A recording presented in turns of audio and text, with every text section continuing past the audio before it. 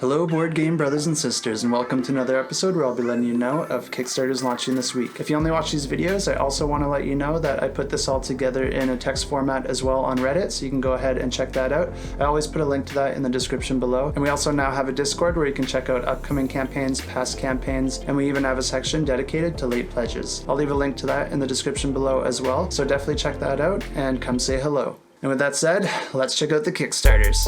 And the first campaign we have launches on January 18th, and it's called Carnegie, and this plays 1 to 4 players and takes about 90 minutes to play. And this is named after the philanthropist and investor Andrew Carnegie, who played a huge role in the rise of the steel industry. He gained a lot of wealth over this period and donated a lot to different charities. And in this game, players are competing to do that very same thing by building up the most prestigious company. This game plays over 20 rounds, and each player only gets 1 turn per round, but the active player gets to decide which action all players are going to take. You'll be doing things like recruiting employees, buying and selling goods, making investments, and growing transport chains across the United States. As you grow your wealth, the game will also reward you for giving back and performing good deeds. This game uses mechanisms like grid movement, tech trees, progressive turn order, worker placement with different worker types, action retrieval, and endgame bonuses. And if you're quarantined all on your own like me, this game also offers a solo mode. This game was planned to launch a few weeks ago, but it didn't end up happening, so I did actually cover this in a previous video, and this was actually my pick of the week, and I still stand by that. I think this game looks really well done. Both the publisher and the designer have a really great track record, with most of their games actually getting over an 8 on BoardGameGeek. And there's a ton of great ratings and comments under the ratings tab, which really shows to me that this has been really well play tested, and there's a lot of really great comments that might help you understand if this is more of a game for you. And I know this game's going to look amazing because it also features art from the popular artist Ian O'Toole, who's done a ton of board games. One of the more recent board games he's done artwork for was On Mars by Vitel Lacerda. And the next campaign also launches on the 18th, and it's called Kingdoms of the Deep, and this plays 1 to 6 players and takes about 45 to 60 minutes to play. And Kingdoms of the Deep focuses primarily on area control and simultaneous action selection, and the game plays over 9 rounds. Players are going to be controlling different factions fighting against each other to gain the most influence in different underwater territories, with the goal to become the ruler of the aquatic realms. Each round, players are going to choose in secret which action they're going to perform, and then every player is going to reveal this info all at once. Players are going to be trying to choose the actions that they think other people don't want, because you're going to get a special bonus if you're the only one to perform that action. Players gain points by completing different round-specific goals, and also for having the most majority in different territories. The player with the most points at the end of the 9 rounds wins the game. The next few campaigns are going to be launching on the 19th, and the first one we have is called Bunny Party, and it plays 3 to 4 players and takes about 20 to 30 minutes to play. And this game's all about bunnies planning a party, ferociously decorating, and trying to get everything ready to be the best host. And this game has an interesting twist because there's actually going to be 2 winners at the end of the game. Each round, players are going to draw 2 cards and a trade token, and players can choose to discard 1 card or give it to another player by spending their trade token. After that, some drafting happens because players are each going to draft a villager card, and villagers are going to help you prepare for the party by giving you some special abilities. Players are then going to play all the cards that they have in their hand one by one, including the ones that they might not want to play. Some of these cards are going to have moons or stars on them, and these are used as a trigger for the win condition, because whenever a player has 5 or more of either of these, it triggers the end of the game. If the player wins the game with stars, then the person on their left also wins, but if they win with moons, then the person on their right also wins. And this might sound a little bit random at first, but I really don't think it is. I actually really like it because it's going to incentivize the people beside you to try and push certain cards in your hand in order to help them win by you winning. So if you see someone across the table that looks like they're getting pretty close to winning, you might want to rush some cards into your neighbor's hand so that they can trigger the end game and you'll be a part of that win condition. And the next one on the 19th is one that I know a lot of you have been looking for, and that's Primal the Awakening. And this plays 1 to 4 players and takes about 60 to 90 minutes to play. And this game is a fully cooperative Monster Hunter miniatures game where players are going to be taking on the role of these hunters and going up against these gigantic creatures to try and save the world around them, and also discover the mystery of their origins. The combat in this game is designed to be very fast-paced and focuses on card combos, player interaction, and character positioning. Each monster is going to have its own strengths and weaknesses and play a little bit differently, which is going to cause you to have to come up with some different strategies depending on the monster that you're going up against. This game does offer a campaign mode where players are going to be able to choose their own path, and you're going to unlock different rewards and achievements depending on the path and quests that you decide to take. You're going to find yourself fighting some more common monsters, but also some rare and unique ones, and the decisions you make along with their consequences are going to affect the story as the campaign progresses. Depending on the monsters you defeat, you're going to discover some different crafting options and unique items. This game also offers a hunt mode if you're more interested in one-shot encounters with a given set of gear and difficulty.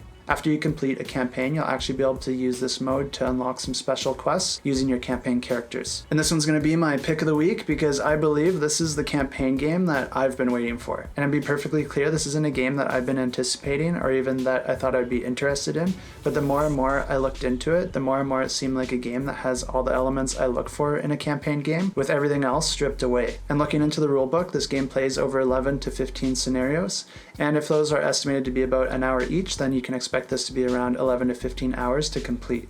I don't know exactly how much overhead or fiddliness there's going to be in this game, but I think it's going to be on the lower end of the spectrum for a campaign game. And if you look at this game setup, there actually isn't that many components that you need to prepare. So I don't think setup and teardown is going to be something that deters you from playing this game. And that's super important to me because I like to get straight into the action and I don't really have a whole lot of extra time to spend setting up and tearing down games all the time. And I think this is something that a lot of you might find important because if you look at your shelf and you have Gloomhaven there and you haven't played it, I'm betting that that was part of the problem. I also really love to see unique and rare items and monsters in games, so I really like that this has been a huge focus when they were designing the game. And I think with all that considered, it's going to make each session of this game play very different than the last, and I think that combined with the fast gameplay is going to make this game something that doesn't overstay its welcome, which I think is something that's very important with a campaign game. I'd rather have a campaign game that I finish that leaves me wanting more than a campaign that's too long and repetitive and it has 100 hours that I'm never going to complete. In campaign games, for me, quality is much more important than quantity, and I'd rather not pay for extra stuff when I can instead have a very distilled experience focused on the funnest elements of that game.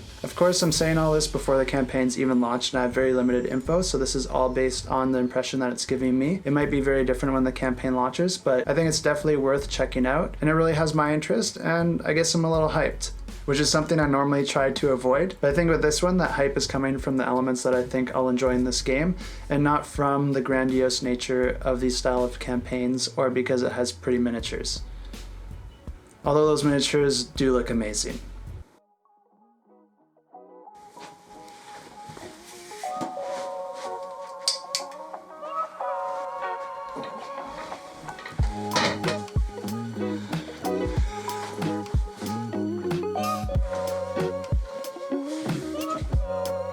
A lot of you probably don't know this because I've never said it before, but I actually run a software company, so I spend a lot of time sitting. And also with all this editing and filming, I was definitely starting to feel it, so I think it's about time I upgraded from that lawn chair.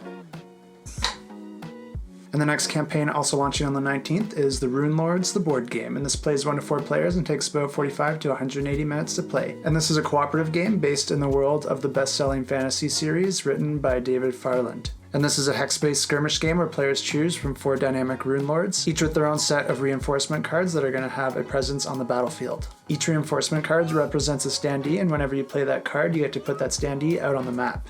There's also going to be some additional support, spell, and ability cards that are going to be drawn throughout the game that you can play during the battle as well. This game also features a pretty unique mechanism that gets triggered at a certain phase in the game, and that's called sovereignty. And at this point, players take their individual Runelords and their pre-built armies and mash them together into a deck building and resource management engine. I'm not sure exactly what that all entails, but I think it means you're going to be able to mix up some of your armies and mix up some of those reinforcement cards to create something that's a little bit more unique and tailored by the players. Next on the 19th, we have Castles of the Mad King Ludwig Collector's Edition. Or is it Ludwig? Pretty sure it's Ludwig. And this collector's edition is going to be quite a big overhaul from the original. And if you're not familiar with the original, it's a heavier tile placement game where each player is going to be building their own castle, drafting from a selection of tiles that they have to also pay for. And then different rooms and connections are all going to give you some different bonuses and abilities depending on what you pick and also what you connect it with. And this new version is going to have all new artwork, dual-sided scoreboards, gamer tray storage organizers, weighted swan player markers, new king favors, and bonus cards. It's going to include all the previous expansions along with 2 new expansions, and one of those expansions is actually going to come with some pretty cool tower miniatures. This version is also going to be able to play up to 5 players where the original only played up to 4. I don't want to mention in every video to subscribe and to smash that like button, but I do want to mention the sponsor of this video, which is KickstarterGames.com. And one of the reasons I took them on as a sponsor is because I do think they can offer some value to you and my other viewers. Kickstarter Games buys and sells games, so if you're looking to downsize your collection or to find something new and nice for yourself, definitely check out their website because they have a wide selection of games, and they even occasionally offer Kickstarter or deluxe-fied versions of those games. They also do a really cool giveaway every month, and all you have to do to get entered in that is subscribe to their newsletter and you'll be entered in all the upcoming giveaways. A small percentage of any sales will come back and help this channel, which helps me pay for different hosting fees, upgrade my equipment, and make this just a little bit more sustainable. So definitely check them out. I appreciate it a lot, and I hope that they have something that you'll like. Also on the 19th, we have Scribbletown, and this is going to play 1 to 100 players and takes about 30 to 45 minutes to play. And this is a roll and write designed to be very low luck, and it's all about building your own city. In this game, players roll a die, and all players must take the action of that die. To build up your city, you're going to be drawing different locations like neighborhoods, businesses, factories, farms, and parks. Under certain circumstances, you'll also be able to draw some special building cards which can help you score some big points. But you're going to have to be careful with what you build because like with any great city, there's going to be a lot of waste generated, and if you generate too much waste in your city, one of your opponents can put a junk pile in one of your empty spaces. Because of the shared die and the way that this game's designed, you can actually play with any number of players without adding onto the game length. And like with a lot of other roll and writes, this is something that you can easily play over the webcam with some friends while you're all quarantined. And on the 21st, we have Fallen Knight, and this plays 1 to 4 players and takes about 45 to 120 minutes to play. And this is a cooperative dungeon crawler set in a dark fantasy world. And in this game, players are known as Fallen Knights, and they were created by the gods with a special power to absorb memories of their vanquished foes. This is a handy skill because you'll be able to relive people's stories, record their abilities, and understand their weaknesses. So when you end up in a similar battle, you'll have an advantage. I haven't seen too much of this game yet, but it does seem like a game that's going to get compared to Kingdom Death Monster a lot. It does seem to have that same sort of setting and feel, and it also looks like it's going to have that very unforgivingly hard difficulty, and it's also going to feature some similar beautifully grotesque miniatures. And just like Kingdom Death Monster, this game's going to feature some comic book style artwork that goes along with the story, and it's also going to feature adult content, so if you're not cool with that, this probably isn't a game for you. And in this game, each player chooses 5 abilities to start with, and then they only can use 3 when they get into a battle. I believe these abilities are going to come with their own set of sub-action cards, and when you get into a battle, you'll be able to go through these and use the ones that you think will give you the best advantage. When you defeat an enemy, you can absorb their memories, which is going to help you unlock some new abilities, purchase items, and level up your characters. I'm really interested to see more on this game when the campaign page goes live, and I have nothing against it, but I do want to caution you that this is a first-time publisher and a first-time designer. It doesn't mean that this game won't be good or that it hasn't been play tested, but I really am not seeing very much on the Board Game Geek page, and especially when you're a first-time creator and you haven't built up a reputation, you should really be putting all the info you can out to the public and being involved in the community so you can give them the confidence that you're putting in the work that your players deserve. So if you do want to back this one, I would just suggest trying to get more info in that area, depending on how risk averse you are. And the last campaign I have for you this week is also launching on the 21st, and it's a game that I'm definitely going to mispronounce, and it's called Maeshowe Orkneyinga Saga. And this plays 1 to 2 players and takes about 15 to 30 minutes to play. And this is a cooperative game where 2 players are trapped in a tomb and they're trying to escape the tomb. Players are going to be managing a hand of 5 cards, and they're going to be able to play one of those cards and discard one of those cards. And each time you get 4 rubble cards in a row, you'll be able to clear some rubble and then get a little bit closer to escaping the tomb. The problem is if you don't get 4 and those cards get removed, they get removed permanently, making it more difficult in the future. So the timing of this is critical. You're going to be managing your health and your hunger, so this is going to be a constant distraction while trying to get those rubble cards in a row. If players ever find themselves with 0 health or with their draw deck being fully depleted, they've lost the game. Some of the cards that you're putting out are going to be green and some of them are going to be red, and if you get them all the same color, it means that you're going to go mad and you're going to have to shuffle all your discard piles back into the deck, and you're also going to lose a health and a maximum health. So obviously that doesn't sound great, but you're going to have to do it occasionally throughout the game to get some cards out of your discard pile. This game actually looks like a lot of fun to me, and it's one that I'm excited to check out. And One Stop Co-op Shop actually put out a really great video, and I'll leave a link to it right up here. And I definitely recommend checking that out if this sounds like a game that you might be interested in. So we've got 2 giveaways this week, and the first one is Fallen Lands 2nd Edition Big Box and the Descendants expansion. And this is a game that takes place in a post-apocalyptic sci-fi world. Each player is a faction leader building up a stronghold of survivors. Players are going to have to go out into the world to fight different threats and scavenge for resources in order to survive and protect their citizens. Players will be upgrading their stronghold throughout the game to unlock some special actions and abilities. Building a thriving and successful town first is one way to win the game, or you can also win by gaining enough prestige as a leader. And this is a game that has a really nice 8.3 rating on Board Game Geek. And this giveaway is for the Fallen Land Core Set 2nd Edition pledge. And this is going to come with a big box version of the core set along with all the associated stretch goals. And to enter this giveaway, just leave a comment down below with the hashtag FallenLand and let me know, did you blow up the nuke in Fallout 3? I did. I like explosions and I have no remorse for NPCs. And if you didn't play Fallout 3, just let us know another video game or board game set in a post-apocalyptic world that you would recommend. And the next giveaway we have is for the Fantasy City Locations campaign. And this is a campaign where the creator is going to be hand drawing a map, and I think it's really cool because all the supporters of this campaign are going to be able to suggest different locations, streets, and landmarks that he's going to include. This map can definitely be used in your RPG games, or if you're not interested in that, you could just use it as a nice piece of artwork to hang up in your game room. And this giveaway is going to be for a Prime Real Estate pledge, which is actually completely sold out right now, so this might be your only way to get it. And that gets you a corner building along with 2 streets that you can name, a PDF copy of the map, plus all unlocked map stretch goals, plus a large scale drawing of your building. And this is a campaign that I actually back, so that means I'll get to submit a building design for him to draw. And I also do want to name my building. I don't know if I'll be able to put a label or a sign on it.